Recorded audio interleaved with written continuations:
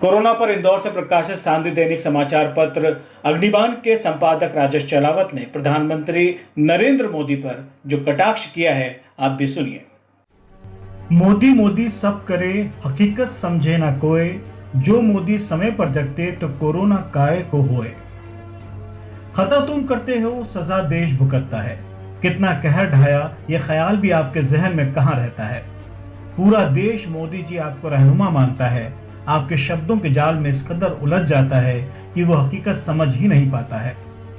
पहले आपने नोटबंदी कराई, पैसे वालों की नींद उड़ाई, कारोबारियों व्यापारियों की जान पर बनाई, देश भर में मंदी की ऐसी मौत छाई कि जान अभी तक संभल नहीं पाई। अब तालाबंदी की गांठ लगाई, अब की बार मजदूरों की मौत आई, किसानों खेतिहारों की फसलें सड़वाई, गरीबों के खाली बर्तनों की से आवाज आई, मेहनत कशों पर मुसीबत ढाई, कारखाने बंद पड़े हैं, कारोबारी घर पड़े हैं, सारा देश सन्नाटे का सितम सह रहा है और छूने से मरने का कहर कुछ इस कदर चल रहा है कि कई मर चुके हैं और बचे सारे घरों में मर मर कर और डर डर कर जी रहे हैं।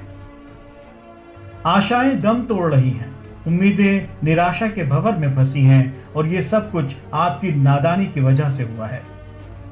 जब कोरोना देश में पैर पसार रहा था तब विमान उड़ाने भर रहे थे, विदेशों के यात्री देश में उतर रहे थे, दूतावासों से वीजा बट रहे थे, पर्यटन स्थलों पर महफिलें चल रही थी, ठसाठस भरकर ट्रेनों से कोरोना सफर कर रहा था, बसों के यात्रियों में भी दानव पसर रहा था। तब आपका विदेश मंत्रालय सोया पड़ा था, स्वास्थ्य मंत्रालय ऊंघ रहा था, गृह मंत्रालय घर में पड़ा था, क्योंकि सबका ध्यान राजनीति में लगा था। जिस देश ने आपको भरपल्ले वोट देकर नवाजा, जिस देश ने आपको पलकों पर बैठाया, जिस देश ने हर बार मोदी मोदी का नारा लगाया, उसी देश के अंगुल भर हिस्से की सत्ता हथियाने के लिए आपने पूरे देश को डुबाया। आपकी सरकार ने गायिका कनिका कपूर पर मुकदमा लगाया, लेकिन उसका जवाब जानने के बाद तो प्रकरण आप पर लगना चाहिए। कटघरे में तो मोदी जी आपको खड़ा होना चाहिए। वो 10 मार्च को भारत आई और आपने विमान यात्रियों के लिए 18 मार्च को एडवाइजरी जारी करवाई और 25 मार्च तक मुस्तैदी नहीं दिखाई। विमान तब भी उड़ान भर रहे थे, यात्री बिना जांच के देश में फैल रहे थे, हजारों यात्री आए लेकिन एक भी क्वारंटाइन नहीं किया गया। जबकि केरल में कोरोना फरवरी माह से ही दस्तक दे चुका था, मार्च में तो पूरे देश में संक्रमण फैल चुका था। आप मरकज पर तोहमतें लगा रहे हैं, लेकिन गुनाह के धब्बे तो सरकार पर ही नजर आ रहे हैं।